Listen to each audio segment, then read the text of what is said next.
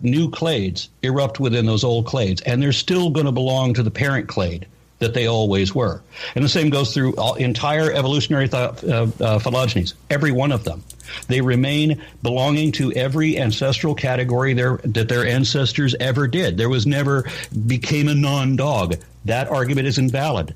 So show me two created kinds that science would consider within the same parental clade. Hold it. If they never became something other than their parents... Because of the law of monophily that I just described. It's an evolutionary law. So if there was something then that was the ancestor of pine trees and elephants where we started this conversation, obviously something happened. And what this is, nobody's ever observed this. See, science, I guess my definition of science is very different than yours. Science is things we observe, study, test, and demonstrate.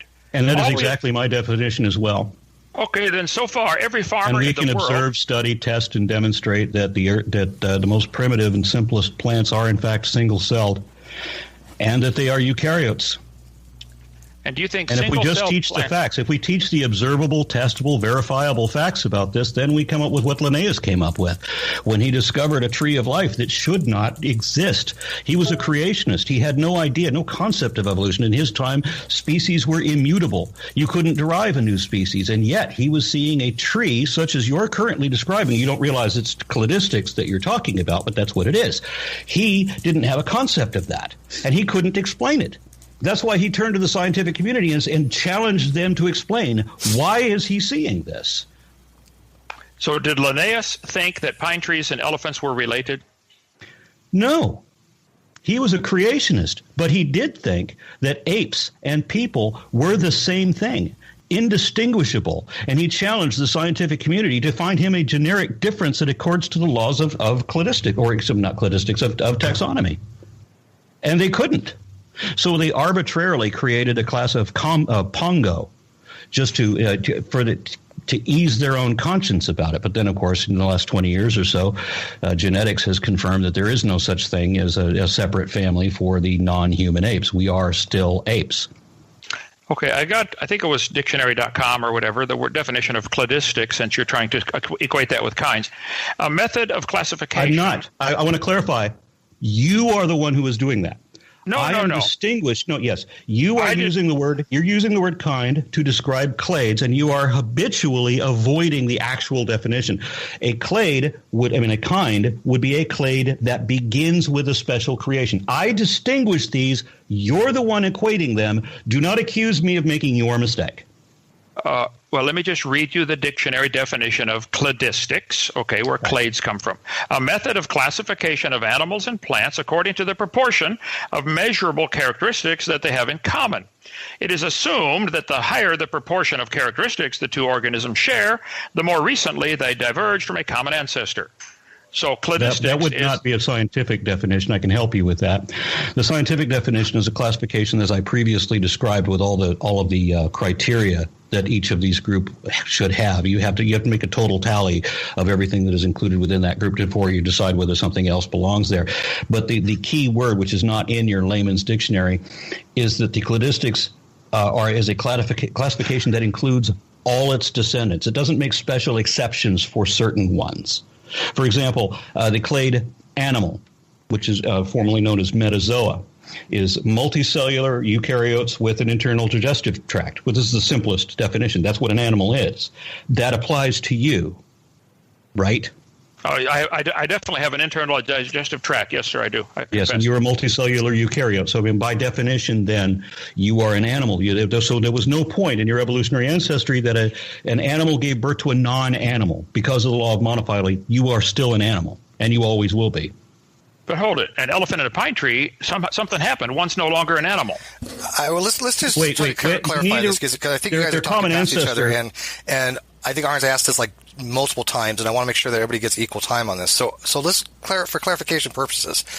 Aron, real quickly, can you explain what you mean by monophyletic clade, but specifically towards Kent's kind definitions? What I think we need to isolate is that all the things you've talked about, the pine tree and mammals, are still eukaryotic, right? They're different kinds of eukaryotes, right? But they're still eukaryotic. And they came from something in evolutionary theory that was non-eukaryotic at one point, right? They have a shared common ancestry. We don't even have to get into the genetics of the fossil record at this point. I mean, there's or embryology or any of the other things that confirm phylogenetics. We're just looking at the simple characters. We're looking at what Carolus Linnaeus would look at. So the commonality between the pine tree and the elephant is that they're eukaryotes. Right. Neither one started from an animal. Being a eukaryote doesn't mean animal. So it means that it's referring to a cell that has a nucleus, right? And so that never changed. Now, at some later point after the division between plants on one side and the animals on the other, then we have this. But then we have many further divisions before we get to trees and then conifers and then pine trees, just like we have many further divisions before we get to eutherian mammals and elephants and so forth. Okay, so can you address that specifically for the audience, please? Because you do agree that trees and animals are all eukaryotic, right, Kent? Correct. Well, they all have a cell with a nucleus. That is correct. Plant cells and animal cells, they're very different in many other ways, but yes, they both have a nucleus. So that proves we're related. So because we both are eukaryotes, therefore elephants and pine trees are related. I'm just completely baffled at how a grown person could believe that. I just mentioned that there are other categories that we can use. We're only right now looking at Linnaean characteristics. Sure. We haven't got into genetics or embryology or the fossil record or any of that. We're just looking at the characteristics right now. Okay, so I would say we want to make sure that we don't adopt a belief at the onset, because, of course, that would be dishonest. And it would be dishonest to throw out any evidence that flies against whatever belief you want to adopt at the onset. So we're better off both not having a belief to start with.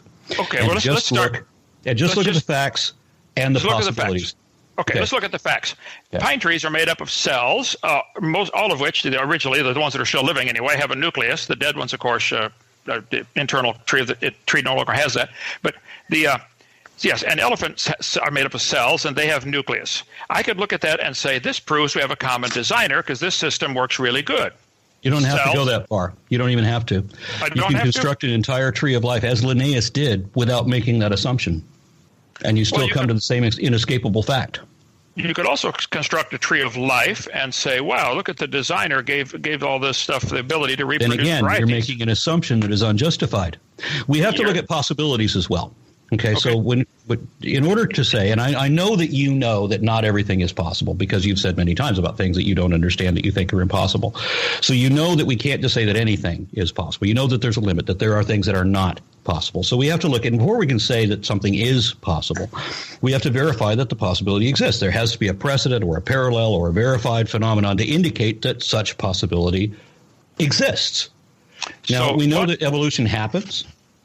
We've seen how it happens. We know various different aspects about it. We know quite a lot, actually, about the evolutionary process and the evolutionary history and so forth.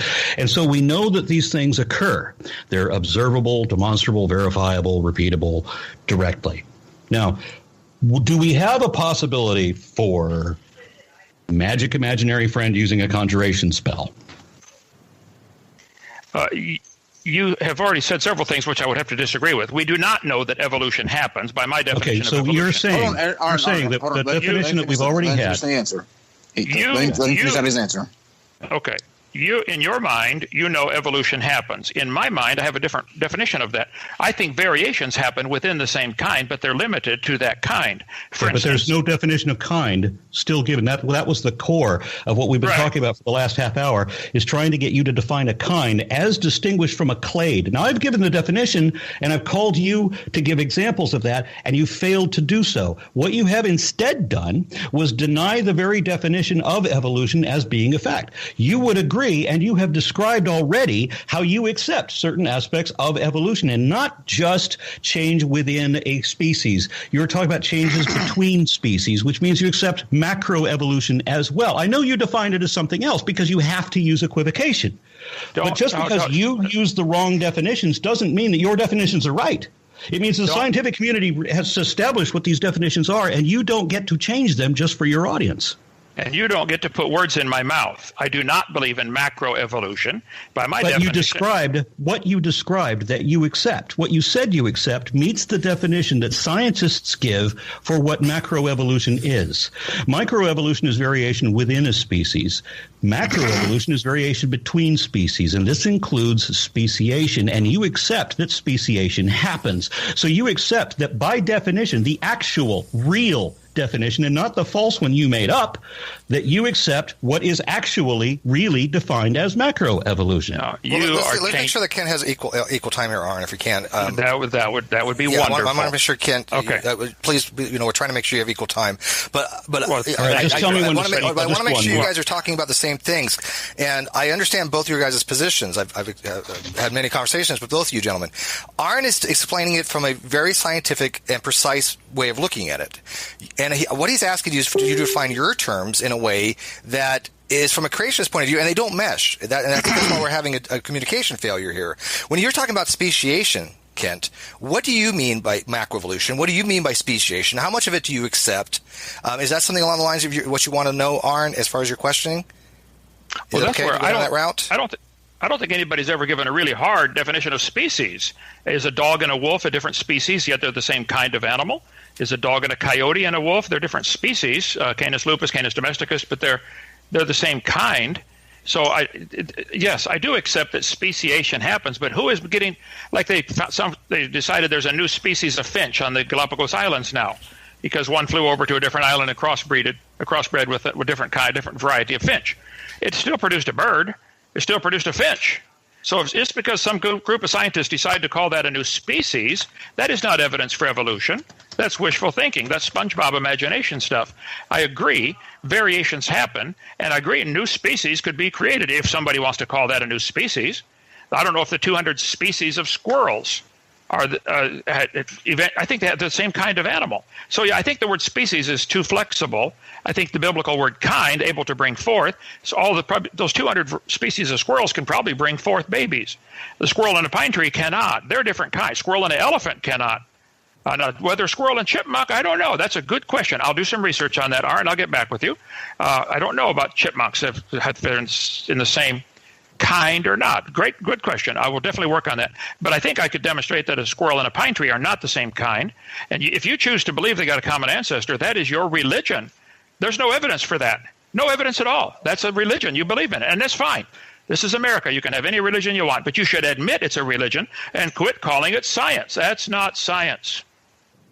So the evidence that we have, both genetic and character-based, that we have these commonalities, and in addition to what we've seen in the fossil record, these are all the facts. And I think you would even agree with this definition of evidence that it is a body of objectively verifiable facts, which are either exclusively, they're positively indicative of or exclusively concordant with one available position over any other.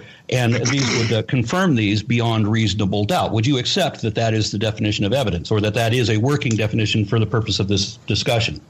Well, yes, determining what a fact is. You mentioned that the genetic commonality, I think it's a fact, but whether that proves a common ancestor or common creator is the question. And you mentioned the fossil record.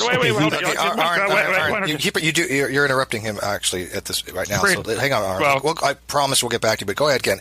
I want you to finish your statements because I have been noticing both of you have been interrupting a little bit. So to be fair to everybody, Ken, finish what you're saying and then let Aron respond, please.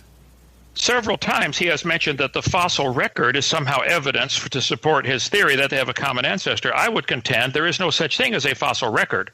There are bones in the dirt indicating they died, but why would you think a bone from the dirt could do something which no animal today could do, which is produce something? If you find squirrel fossils in the dirt, you're going to say this is a squirrel, and it produced squirrels. That's all they produce today. But yet you think a bone in the dirt is capable of doing something no animal today can do, which is produce something other than its fundamentally 5th grade or 5-year-old level kind of animal. Once again, because of the law of monophyly, I clearly do not believe that anything ever becomes not what its ancestors were. I've explained this repeatedly. So I do not believe that. Hybridization, by the way, a finch crossing over to another island and then hybridizing with other finches is not speciation. It can be, but it's very, very limited. It very, very limited. The vast majority of speciation events are just build-ups of genetic diversity. We have 4 different types of speciation that are now logged, and hybridization doesn't even account for any of these 4. So these are just build-ups of genetic diversity.